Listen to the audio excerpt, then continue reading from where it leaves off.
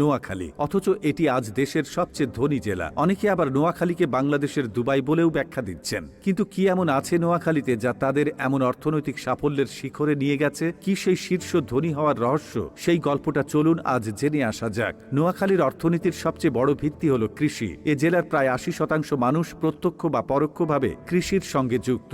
নিচু জমি আর নদীবিধৌত এই অঞ্চলে শাকসবজি ও ধান চাষের পাশাপাশি মাছ ধরাও বিরাট একটি ব্যাপার। চরের বিস্তীর্ণ এলাকাগুলোতে শীতকালে ফসল ও শাকসবজি চাষ হয়, যা শুধু নোয়াখালী নয়, দেশের বিভিন্ন অঞ্চলেও সরবরাহ করা হয়। আর মৎস্য খাত তা তো রীতিমতো এই জেলার লাইফলাইন। নদী আর সাগরের মাঝে বসবাস করা মানুষগুলো মাছ ধরার কাজে এতটাই দক্ষ যে এই খাতটি স্থানীয় অর্থনীতিতে বড় ভূমিকা রাখে। শুটকি উৎপাদন, মাছ সংরক্ষণ ও রপ্তানি করেও এখানে অর্থের চাকা ঘুরছে। পাশাপাশি প্রবাসী আয়ও নোয়াখালীতে বেশ সমৃদ্ধ। নোয়াখালীর সবচেয়ে বড় শক্তি কিন্তু তাদের প্রবাসী জনগোষ্ঠী। মধ্যপ্রাচ্য থেকে শুরু করে ইউরোপ সহ সারা বিশ্বে নোয়াখালীর মানুষ ছড়িয়ে আছে। প্রবাসে কঠোর পরিশ্রম করে তারা যে রেমিটেন্স পাঠাচ্ছে তা শুধু নোয়াখালীর নয়, গোটা বাংলাদেশের অর্থনীতিকেও শক্তিশালী করছে।